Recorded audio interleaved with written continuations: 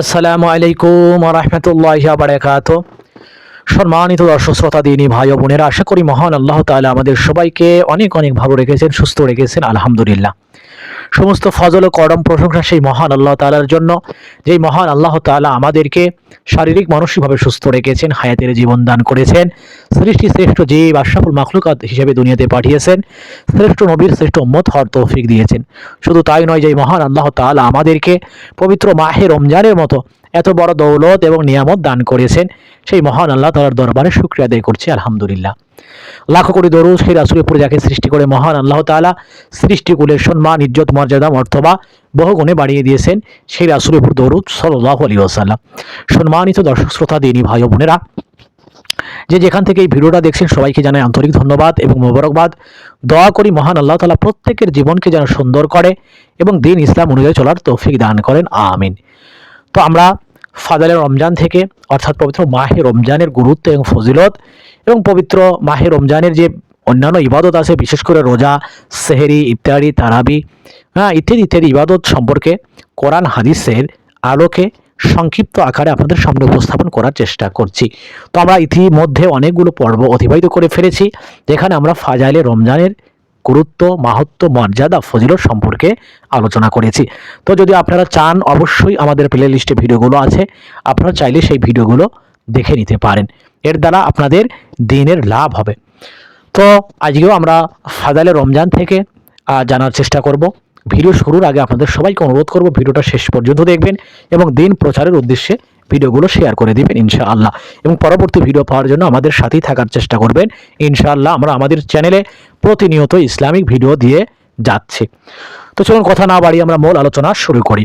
হুজুর সাল্লাল্লাহু আলাইহি ওয়াসাল্লাম ইরশাদ ফরমাইয়াছেন, অনেক রোজাদার ব্যক্তি এমন আছে যাহাদের রোজার বিনিময়ে অনাহারে থাকা ব্যতীত আর কিছুই লাভ হয় না।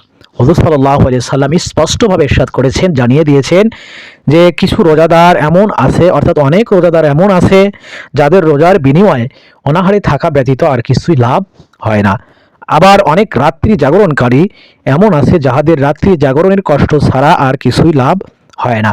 ইবনে মাজা, নাসাই, ইবনে খুজাইম, হাকিম।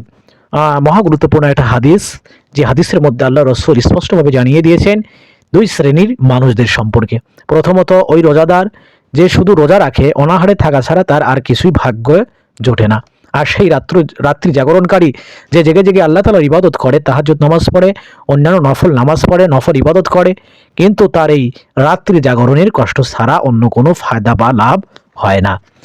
এই হাদিসের ব্যাখ্যা সম্বন্ধে উলামায়ে কেরামের কয়েকটি অভিমত আছে। এক, ইয়া দ্বারা ওই ব্যক্তিকে বোঝানো হইয়াছে যে সারাদিন রোজা রাখিয়া হারাম মাল দ্বারা ইফতার করে। রোজা রাখার দ্বারা যে পরিমাণ সওয়াব হইয়াছিল, হারাম মাল খাওয়ার গুনাহ উহা হইতে বেশি হইয়া গেল। সুতরাং দিনভর শুধু অনাহারে থাকা ছাড়া তাহার আর কোনো লাভ হইল না। আর দ্বিতীয় অভিমত হইল, ওই ব্যক্তিকে বোঝানো হইয়াছে যে রোজা রাখে কিন্তু গীবত, শেকায়েত অর্থাৎ অন্যের দোষ চর্চায় লিপ্ত থাকে, ইহার বিবরণ পরে আসিতেছে। আর তৃতীয় অভিমত হইল, ওই ব্যক্তিকে বোঝানো হইয়াছে যে রোজা রাখিয়া গুনাহ ইত্যাদি হইতে বাঁচিয়া থাকে না। হুজুর সাল্লাল্লাহু আলাইহি ওয়াসাল্লামের হুজুর সাল্লাল্লাহু আলাইহি ওয়াসাল্লামের ইরশাদ এবং বাণীসমূহ খুবই ব্যাপক এবং বহুল অর্থ বিশিষ্ট হয়। এই সব অভিমত এবং আরও অন্যান্য অভিমতও এই হাদিসের অন্তর্ভুক্ত রহিয়াছে। এমনভাবে রাত্রি জাগরণের অবস্থা সারা রাত্র জাগিয়ে কাটাইল, কিন্তু আমোদ ফুর্তির জন্য একটু গীবত করিল কিংবা অন্য কোনো আহামকি কাজ করিল, যাহাতে তার সমস্ত রাত্রি জাগরণ বেকার হইয়া গেল। তেমন ফজরের নামাজই কাজা করিয়া দিল, অথবা শুধু মানুষকে দেখানোর জন্য বা সুনাম অর্জনের জন্য রাত্রি জাগরণ করিল, ফলে উহা বেকার হইল। মহা গুরুত্বপূর্ণ হাদিস, যে হাদিসের মধ্যে স্পষ্টভাবে জানানো হয়েছে কিছু রোজাদার আছে যারা এইভাবে রোজা ঠিকই রাখে, কিন্তু রোজা রেখে রোজার যে হকগুলো, সেই হকগুলো আদায় করা হয় না। এমনকি ইফতারে হারাম মাল দ্বারা ইফতার করা হয়, যার কারণে সে সারাদিন কষ্ট করে রোজা রাখলো, কিন্তু সে হারাম মাল দ্বারা ইফতারি করে রোজাকে এইভাবে ভেঙে ফেললো, রোজা থেকে ফারেক হলো। তো আবার বলা হয়েছে যে রোজা রেখে অনর্থক কথা বলা, মানুষের গীবত করা, মিথ্যা কথা বলা, অন্যের হক নষ্ট করা, এইভাবে প্রভৃতি যত গুনার কাজ আছে, পাপের কাজ আছে, বলে রোজা রেখে এই কাজগুলো করার ফলে এই রোজার দ্বারা যে ফায়দা বা লাভ হওয়ার কথা ছিল, বলে সেই লাভ বা সেই ফায়দা হয় না। এই জন্য আমরা যেহেতু রোজা রাখি, আল্লাহ তাআলাকে রাজি খুশি করার জন্যই রোজা রাখি, সারাদিন অনাহারে থাকা, কষ্ট করা, বলে সবর করা, বলে উদ্দেশ্য একটাই যে রোজার দ্বারা আমরা আল্লাহ তাআলাকে সন্তুষ্ট করব এবং জাহান্নামের আগুন থেকে নিজেদেরকে বাঁচাবো। কাজেই এই রোজাগুলো যেন সেইরূপ যোগ্যতা রাখে, অর্থাৎ কবুলের যোগ্যতা রাখে। এই জন্য হালাল মাল দ্বারা রোজা শুরু করা, হালাল মাল দ্বারা রোজা শেষ করা। আর রোজা রেখে অনর্থক অহেতুক কথাবার্তা, অহেতুক কার্যকলাপ থেকে নিজেদেরকে বিরত রাখা।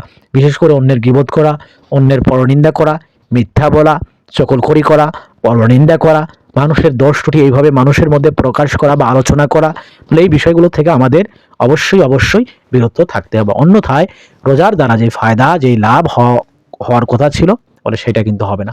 তো মহান আল্লাহ তাআলা আমাদের সবাইকে সঠিক বুঝদান করুক।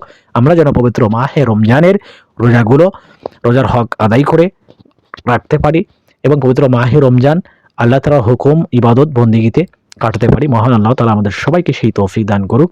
সবাইকে অসংখ্য ধন্যবাদ। আসসালামু আলাইকুম ওয়া রাহমাতুল্লাহি ওয়া বারাকাতুহু।